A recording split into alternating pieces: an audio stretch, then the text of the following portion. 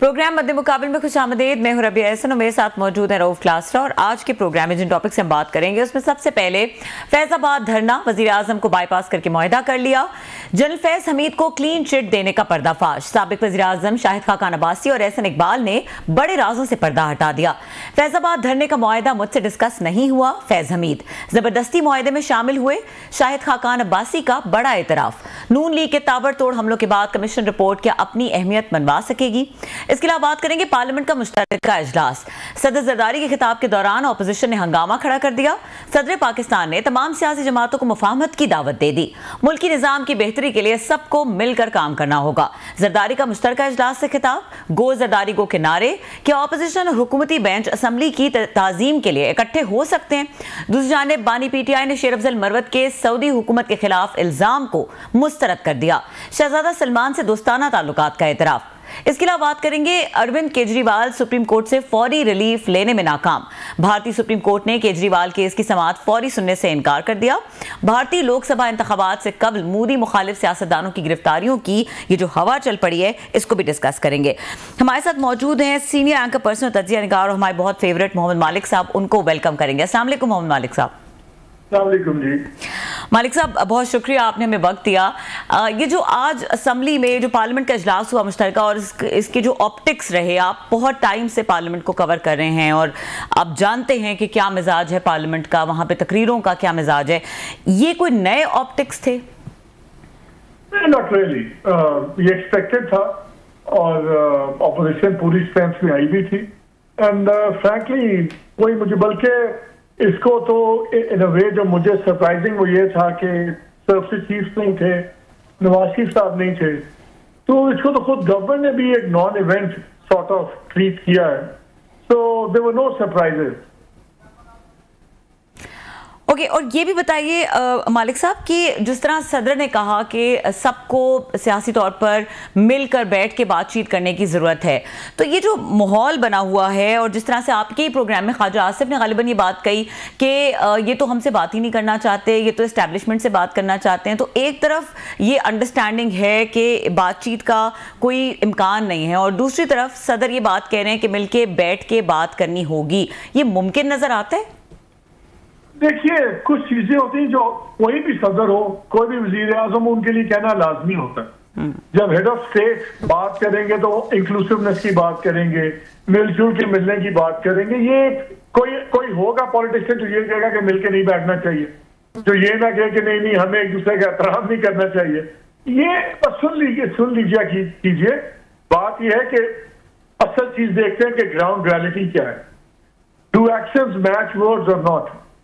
तो अगर एक तरफ आप शीशे की दीवारें ऊंची कर रहे हैं, अगर एक तरफ आप ये भी कर रहे हैं कि जो इमरान खान है वो बात भी ना कर सके मीडिया से, मीडिया उनसे ना कर सके, लॉयर्स भी खुद बात ना कर सके, तो आप कंड्यूसिव फिजा ग्राउंड पर तो नहीं बना रहे ना।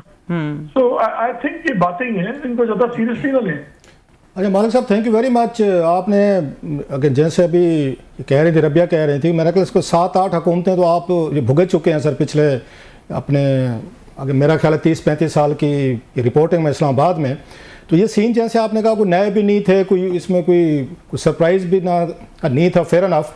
अभी आपने बातचीत की है कि आपने कहा कि ये जो सियासतदान होता है वो तो कहेगा जी हम बातचीत होनी चाहिए, लेकिन आपके प्रोग्राम में जैसे ख्वाजा आसिफ साहब में सारा देख रहा था, वेरी इन्फॉर्मेटिव आपने शो किया। आज 2 बड़े आपस पैनलिस्ट थे, साबिक प्राइम मिनिस्टर शाहिद खाकान अब्बासी साहब थे, फिर ख्वाजा आसिफ साहब थे डिफेंस मिनिस्टर। तो ख्वाजा साहब की बात में कितना वेट है कि खान साहब तो बात नहीं करना चाहते, वो कहते मैंने बात करूंगा तो जनरल आसिम मुनीर से करूंगा, दरमियान में तो वो किसी से बात नहीं करते। तो आप उनको सियासतदान नहीं समझते, वो तो again is not ready to एक आके कहते हैं टॉक टू एनीवन, वो तो किसी से बात करना चाहते। Put yourself in Imran Khan place. नहीं, वो तो पहले भी नहीं। आप सर, मैं आपकी बात कर रहा हूँ, sorry sir, I am sorry. तो खान साहब जब प्राइम मिनिस्टर थे तो वो तो उस वक्त भी बात नहीं करना चाहते थे, लीव अलोन। चलो अब तो समझ में आती है, अडियाला बैठे हैं कि बात नहीं हो सकती, ज्यादा हुई है, जुल्म हो रहा है, फेयर इनफ। तो जब प्राइम मिनिस्टर थे वो तो उस वक्त आपको याद होगा उनमें एक उस मीटिंग में नहीं बैठते थे जनरल बाजवा, और जहाँ पे जनरल फैज आते थे ब्रीफिंग देने, वो कहते थे आप जाकर पोजीशन से मिले, मैं तो मिलता नहीं। तो खान साहब का मिजाज तो उस वक्त से है जब वजीर आजम थे, जेल में तो अब गए हैं सर वो। नहीं, लेकिन देखिए वो इनको हमेशा प्रॉक्सी समझते हैं। वो कहते हैं मैं प्रॉक्सी से क्यों बात करूं, उनका अपना एक सोच का जाविया है। अगर खान साहब की सारी सोच ठीक होती जब वो वजीर आजम थे, तो फिर आज उन हालात में उनकी पार्टी ना होती ना जहाँ वो है, तो वो उसकी वो एक अलग बहस है। लेकिन वो ये देखते हैं, वो कन्विंस्ड हैं कि उनकी गवर्नमेंट ये लोग नहीं गिरा सकते थे जब तक इस्टेब्लिशमेंट ना गिराती। उनकी सोच है कि ये इलेक्शन हारे हुए हैं, इनको इस्टेब्लिशमेंट ने जिताया है, तो वो कहते हैं जो असल पावर का सेंटर है उनके नजदीक तो वो तो फौज है, इस्टेब्लिशमेंट है। तो वो कहते हैं मैं उनसे बात करूं जो रियल पावर का जो मरकज है, मैं इन लोगों से क्यों बात करूं, अगर वो मेरी बात मान लेंगे तो खुद ही मैं ये भी मान जाएंगे। तो उनके जाविये से देखें तो कोई इतनी इलॉजिकल बात नहीं है। अच्छा, मजे की बात आपने की है कि वो जनरल आसिम साहब से बात करना चाहते हैं, फेयर एनफ, बात आपकी समझ में आती है। तो कल तो उन्होंने जनरल आसिम साहब की गोलाबारी की है, बड़ा अच्छा खासा एक्सप्लोसिव उन्होंने स्टफ कहा है। उन्होंने कहा जी मैं तो जनरल आसिम मुनीर को नहीं छोड़ूंगा। अब जिनसे उन्होंने बात करनी है, डील लेनी है, इसको हुकूमत को गिराना है, इनको घर भेजने और खुद वजीर आज़म हाउस आना है और उनके बकौल से जनरल आसिम मुनीर साहब ये काम कर सकते हैं। कल तो उन्होंने उन पर एक अच्छी खासी गोलाबारी की है। तो ये कैसे, मतलब ये सारी चीज़ें उनसे तवक्को भी रखते हैं, उनसे लड़ाई भी करते हैं और ये भी कहते हैं कि इनको मैं छोड़ूंगा नहीं, तो ये कैसे होंगी सारी चीज़ें सर? आपको मरियम नवाज का फेमस लाइन याद है जब उन्होंने कहा पावर टॉक्स टू पावर, और खान साहब की एक बेल्ट ऑफ माइंड है, आप उनको बड़ी अच्छी तरह जानते हैं। आई थिंक मेरा ख्याल है कि वो समझते हैं कि वो तभी उनसे एस्टैब्लिशमेंट बात करेगी जब वो मजबूर कर दे उनको उनसे बात करने में। आप चाहे वो सड़क पर मजबूर करें या वैसे इतना ज्यादा टेम्परेचर रेज कर दें कि उनका ख्याल है कि वो he can make them nervous, और वो आउट ऑफ कंपल्शन बात करें इनसे, ख्वाहिश से तो नहीं करेंगे। आप कभी सड़कों पे इस वक्त वो पावर नहीं है। May 9 वाला सीन उल्टा पड़ गया, इलेक्शन भी उनके हाथ से खींच लिया गया। So I think he's trying every I wouldn't use the word trick, लेकिन every tactic कि जिससे भी आप एक नर्वसनेस क्रिएट कर सकें, शोर कर सकें। देखिए जो भी है, खान साहब जब बात करते हैं किसी पॉलिटिशियन के बारे में, पॉलिटिशियन उनको जवाब दे देता है। जब वो बात करते हैं लेट्स से आर्मी चीफ के बारे में, तो आर्मी चीफ उनको जवाब तो नहीं दे सकता ना। तो दूसरे तरीके होते हैं। शीशे की दीवार तो खड़ी की जा नहीं सर जी, शीशे की दीवार तो खड़ी की जा सकती है। हाँ, तो फिर यही होता है ना, फिर आप इनडायरेक्ट मैसेजिंग होती है। तो I think it's a mix of both anger and frustration also, क्योंकि एक चीज तो बड़ी क्लियर है, आप गौर साहब की तकरीरें क्लोजली मॉनिटर करें, वो हर दूसरे दिन एक जुमला जरूर कहते हैं, हम बात करने के लिए तैयार हैं, हम बात करना चाहते हैं, हमारी इंस्टीट्यूशन से लड़ाई नहीं है हमारे। बल्कि बड़ा उन्होंने एक जुमला बोला उस दिन, जिस दिन खान साहब ने तो ये कहा कि आर्मी चीफ पे इल्जाम लगाया कि अपनी अहलिया के जहर देने वाली बात पे, तो उन्होंने कहा कि जी किसी इदारे के फर्ज के बारे में बात करना और उस इदारे के बात करने में फर्क है। ये गलती मियाँ साहब भी करते थे। मियाँ साहब समझते थे कि मैं आर्मी चीफ को और आर्मी को अलग-अलग ट्रीट कर सकता हूँ। मुझे लगता है खान साहब यही गलती कर रहे हैं। उनका ख्याल है कि आर्मी चीफ को और आर्मी को मैं अलग खानों में रख के बात कर सकता हूँ। मेरा ख्याल है इसका इंस्टीट्यूशन रिस्पॉन्ड करता नहीं है। So I see the same thing happening, जो मियाँ साहब भी बहुत अच्छा एक आई थिंक गलत असेसमेंट करते रहे। अच्छा मालिक, आपने भी बात की कि वो ये चाह रहे हैं कि शायद वो एस्टेब्लिशमेंट को बुली करेंगे, थ्रेट करेंगे, इंटिमिडेट करेंगे, तो they will come to the table. Khan साहब का एक है और माजी में होता भी रहा है। नवाज शरीफ साहब ने भी ऐसे किया, अटैक किया उन्होंने एस्टेब्लिशमेंट पे, एस्टेब्लिशमेंट को लेकर आई पावर में। खान साहब भी अटैक करते थे, सबसे ज़्यादा तनकीद तो मेरा ख्याल पाकिस्तानी आर्मी पे एस्टेब्लिशमेंट इमरान खान साहब ने की है। लेकिन एक चीज तो है ना, खान साहब के पास एक सेट तो है, इमेंस पॉपुलैरिटी है, और जितना गुस्सा एस्टेब्लिशमेंट का या गवर्नमेंट का है, उसका जो फॉल आउट एडवांटेज है वो अकेले उनको मिल रहा है। तो वो इतनी पोजिशन और उनके हालात आजकल इतने अच्छे हो ना हो, लेकिन उनकी पॉलिटिकल स्टैंडिंग है तो बहुत अच्छी। अच्छा मालिक, ये बताइएगा, ये अपना अपना मिजाज होता है, हर बंदे की डिफरेंट उसकी मैन्युफैक्चरिंग होती है, स्टाइल होता है, उसका अपना टेम्परामेंट होता है। हो सकता है माजी की जो अगर एस्टेब्लिशमेंट थी, आर्मी चीफ थे, उनका डिफरेंट उनका टेम्परामेंट था। नवाज शरीफ साहब तनकीद करते थे उन पे, और बहुत सारी की इमरान खान साहब ने की, बहुत सारी की, तो वो टॉलरेट करते रहे या वेल लेफ्ट करते रहे। तो मुमकिन है कि जनरल आसिम मुनीर साहब का वो टेम्परामेंट ना हो जो माजी में उनका जनरल रहील का था, या जनरल अगन कियानी साहब का था, या जनरल बाजवा साहब का था। He might be a very different person, और इमरान खान साहब को वो रिजल्ट ना मिल सके जो माजी में उन्होंने, आपको याद होगा, एस्टेब्लिशमेंट पे आके अटैक करके हासिल किए थे, वो चाहे नवाज शरीफ ने किए हों, जो खान साहब ने किए हों। I totally agree with you. और वो पंजाबी में कहते हैं ना, ये राह पे आ जाने या वाह पे आ जाने, तो बिल्कुल I agree with you. Temperament नरम तो नहीं है जो आज आपने देखा है, जो जनरल फाइज के साथ शुरू हो गया, उनकी इंक्वायरी और सारा, ये बहुत बड़ा इंडिकेटर है कि जो करंट लीडरशिप है वो कोई इतनी फॉरगेट एंड फॉरगिव वाला अप्रोच नहीं है उनकी। ट्रू। अच्छा, आप इसको, ये सिचुएशन जो हो चुकी है इस वक्त, क्योंकि इसमें पर्सनल एलिमेंट आ गए, माजी में शायद जनरल बाजवा साहब या जनरल कियानी साहब या बाकी उसमें रहील साहब जो थे, उनका शायद खान साहब के हवाले से कोई पर्सनल नहीं था क्योंकि पावर में नहीं आए थे उस तरीके से। तो यहाँ पे तो पर्सनल आप समझते हैं, जनाब आसिम मुनीर साहब और खान साहब की, जैसे उन्होंने कहा था गॉड फादर में, मारियो पुज़ो के नावल में, मैं ऑल टाइम फेवरेट, उन्होंने कहा, एक था ना, एक कोट है उनका, उसमें कहा nothing personal, it's a business, और बाद में माइकल उसका बेटा आके कहते नहीं जनाब एवरीथिंग इज पर्सनल। तो आपको लगता नहीं कि खान साहब ने उनको हटाया था, उससे DGIS से हटाया, फिर उनकी, आपको याद होगा, अगेन जो हो रही थी, अगेन उनको अपॉइंट किया जा रहा था, उसको उन्होंने आगे रजिस्ट किया। सो दोनों के दरमियान वही सिचुएशन हो चुकी है जो भुट्टो साहब की और जनरल जिया साहब की थी। पावर इज ऑलवेज पर्सनल, बड़ी सिंपल सी बात। आप भी मारियो पुज़ो बन गए वैसे, उसी तरह का आपने डान वाला डलाक मारा है सर जी। आपको कह दिया ना, पावर इज ऑलवेज पर्सनल। तो फिर इसका क्या नतीजा देख रहे हैं, क्या लग रहा है सर जी? थोड़ा खुल के बात करें आप जरा। बिल्कुल, मुझे पता है आप किसी खाने में बैठे, हमसे जान छुड़ाने के चक्कर में हम नहीं जाने दे रहे। देखिए, अगर जो जमीनी हकायक है, अगर तो इंसानों के हाथ में है सब कुछ, तो मुझे तो ना अभी डायलॉग होता नजर आ रहा है, ना मुझे कोई रिप्रोच नजर आ रहा है। अगर कोई हालात ऐसे कि पलटा खाए, मजबूरन कोई बात करनी पड़े, हर किसी को दो कदम। देखिए, मैंने आपके शो में भी पहले कहा था 1-2 दफा, मैं अपने शो में भी एक ही बात करता हूँ कि अगर कोई रिस्पोस्पा होना है तो both the army cheap and Imran Khan दोनों को अपने पर्सनैलिटी ग्रेन के अगेंस्ट जाना पड़ेगा।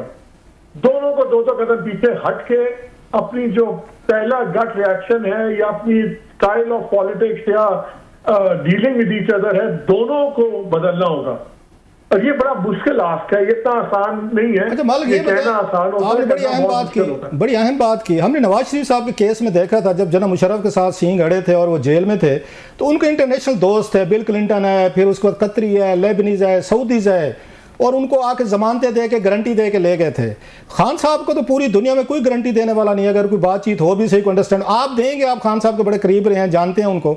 आपको जनरल आसिम मुनीर साहब कहेंगे चलें आप बैठें और खान साहब से फलां गारंटीज लेकर दे दें, आप लेके दे सकते हैं, या आप उनके बिहाफ पे गारंटी दे दें कि खान साहब जो मुहैदा करेंगे उस पर कायम रहेंगे? मैं आपसे जाती पूछ रहा हूँ सर। नहीं, सबसे बड़ा फर्क रूफ ये है कि जनरल मुशर्रफ गारंटीज देने में इंटरेस्टेड थे। उनको पता था कि अगर नवाज शरीफ साहब बाहर जाते हैं तो कमजोर हो जाए, अगर खान साहब बाहर जाते हैं बहुत ज्यादा स्ट्रांग होंगे, और ये इंटरेस्टेड ही नहीं है रजीम में कोई भी उनकी गारंटीज देने का। अगर खान साहब बाहर जाते हैं, इससे आप भी बाहर ट्रेवल करते हैं हर वक्त, जो एक्सपर्ट कम्युनिटी है वो खान साहब का ट्राइब है, वो उनकी पावर बेस है।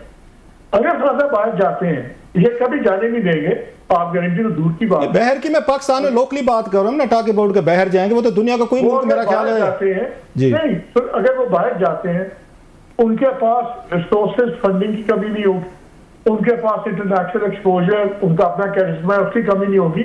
वो तो जिंदगी आराम कर देंगे सबकी, यहाँ पे ये जितने पावर सर्कल में बैठे हुए लोग हैं। इसलिए यहाँ कोई गारंटीज मांग ही नहीं रहा, और ना ही इंटरेस्ट है गारंटीज में। नहीं, आप दे देंगे यहाँ पे लोकली तौर पर, अगर बात हो कि ठीक है जी खान साहब जो केसेस विड्रॉ किए जाएं और दोबारा से नए सिरे से ये नई शुरुआत की जाए, तो आपका क्या ख्याल है कि आपको दरमियान में डाला जाए? ये मैं बड़ी सीरियस बात कर रहा हूँ, बहुत सारी इस तरह की चीज़ें होती भी हैं। क्यों खान साहब के सबसे बड़ा जो मेरा ख्याल मसला उनको पेश आ रहा है, जो उनसे कोई बात नहीं कर रहा हूँ, क्राइसिस ऑफ ये कॉन्फिडेंस और ट्रस्ट का इशू है जो जनरल बाजवा के साथ हुई। उसके बाद तो कोई मेरा ख्याल है वो मतलब भरोसा ना खान साहब उन पर करने को तैयार है, ना शायद वो करने को तैयार है, दोनों साइड। तो हमारी क्या औकात है कि आप और मैं हम बैठ के गारंटी किसी की देते थे खान साहब की या आर्मी चीफ की किसी को।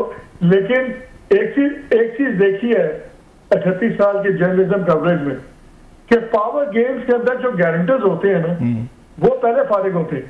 अच्छा चले, अच्छा कि आपने एक टाइमली वार्निंग कर दी सर। अच्छा, अब थोड़ा सा आगे बढ़ते हैं। ये आज जो उन्होंने कहा है, ये प्राइम मिनिस्टर साहब ने, आपके शो में भी बात हुई साबिक प्राइम मिनिस्टर ने, कि जनाब कि मुझे तो पता ही नहीं था, मुआहदा हो गया है। ये कल परसों तक तो वो कह रहे थे, उनके जो सामने बयान स्टेटमेंट आया था, रिपोर्ट इज डिफरेंट, कि उन्होंने कहा जनाब कि अगेन मैं इसमें जो कुछ भी हुआ, गलत हुआ सही हुआ, मैं उसकी जिम्मेदारी लेता हूँ। कल परसों तक वो जिम्मेदारी ले रहे थे प्राइम मिनिस्टर साहब, अब वो कहते नहीं जनाब कि मुझे मुआहदे का पता ही नहीं था। देखिए, आपने तो सुना है, सरप्राइजिंग फॉर मी ऑल्सो, उन्होंने कहा कि मैंने सारा ऐसा इकबाल साहब पे छोड़ा हुआ था, और अगर वो कह रही हैं कि ये जबरदस्ती घुसे हैं तो घुसे होंगे। और उस वक्त मुल्क का सबसे बड़ा क्राइसिस था, वो कह रहे थे कि नहीं, मैं और शायद वजीर मुख्तलिफ चीजें देख रहे थे। बात है, एक तरफ आप कह रहे हैं कि मैं हेलीकॉप्टर के ऊपर चेक भी कर रहा था क्राउड्स को, शहर बंद थे दो, तो बहुत से उसमें आप उनके जवाब में बहुत से सवालात हैं। मेरा ख्याल है आपको पता है अब्बासी साहब का एक स्टाइल है, वो प्राइवेट किस्म के आदमी है, वो बहुत ज्यादा ऑफिशियल बातें या उन चीजों को शेयर नहीं करते। लेकिन मेरा ख्याल है कि मुझे ऐसे नहीं, इकबाल साहब वाली बातें में ज्यादा क्रेडिट नजर आती है कि वो आपने उनकी बात तो सुनी तो ख्वाजा हाफिज साहब की, वो तो बड़े ब्लंट आदमी है। जब उन्होंने कहा कि उन्होंने तो क्या होना कि मेरे साढ़े वड्डे नाल गल करो, तो इसलिए वो फैज साहब से बात कर रहे थे कि जी हमारे उनके बड़े फैसला भी थे। तो मेरा ख्याल है अगर आप ख्वाजा आसिफ साहब की बात देख लें तो सिचुएशन क्लियर आ जाती। नहीं, मैंने सुनी थी सारा आपका प्रोग्राम, मैंने देखा था सर। आपने जनरल फैज साहब की बात की है, उनको कल परसों उनको उसमें चिट मिली अगर इंक्वायरी कमीशन में से, तो अब कल उन पे वो खोल दी गई है सर, इंक्वायरी खोल दी गई है कि उन पे जो इल्ज़ामात थे टॉप सिटी के हवाले से कि उनके भाई जो है कब्जा करना चाह रहे थे, और उनको कमर मुइज़ जो थे उनको वहाँ से किडनैप किया गया, उनको घर से उठाया गया, बहुत सारे इल्ज़ामात थे जो कमर मुइज़ साहब ने लगाए हुए हैं। तो ये तो मतलब उस पर अमूमन ये कहा जा रहा था कि आर्मी जो है अपने अब 3 स्टार जनरल जो है ना, या मेजर जनरल जो टॉप पे हैं, उनके खिलाफ कोई ऐसा ट्रेंड नहीं सेट करना चाहते कि कल को और लोग हैं फिर इनकी मौजूदा एस्टेब्लिशमेंट का कोई इस तरह की इंक्वायरीज हों। लेकिन हम देख रहे हैं कि एस्टेब्लिशमेंट ने बहुत बड़ा स्टेप लिया है, मौजूदा क़यादत जो है फ़ौज की, जनरल उन पर अगर फैज़ हमीद साहब के खिलाफ ये इंक्वायरी कमीशन बिठाना एक तरह का कोर्ट मार्शल के हो गया ना मेरा ख्याल, अगर मैं गलत नहीं कह रहा। तो सर इसको कैसे देखते हैं, how do you view that? बहुत सारे उनके लिए ये मेरा ख्याल सरप्राइजिंग था। कुछ रिटायर्ड लोग जनरलों से मेरी बात हुई है तो दे वर सरप्राइज। हम सबसे ज्यादा शायद बहुत ज्यादा कुछ अहम लोग ज्यादा ही सरप्राइज थे हमारे से भी कि इतनी क्लीन चिट कैसे दे दिया उन्होंने कमीशन ने, और इसलिए ये चीज फास्ट ट्रैक आई है। वरना ये तो मई 2017 का वाकया है जब सारा कुछ हुआ था। उसके बाद आप भी जानते हैं कमर मुइज़ को, मैं भी जानता हूँ, सब जानते हैं वो जो उसके साथ हुआ बंदे के साथ, वो पिलर टू पोस्ट भागा बंदा, ऐसा ही है। ये 7वां साल है। 6 साल बाद ये नहीं हुआ कि कल ये वाकया हुआ और एकदम इंटरनल जो सिस्टम था वो एकदम हरकत में आ गया। सुप्रीम कोर्ट में वो बंदा जाता है नवंबर में, उसके भी 6 माह बाद ये गेम होती है। तो मेरा ख्याल है उनको जो क्लीन चिट मिली है वो इनके गले उल्टी पड़ गई है फैज के।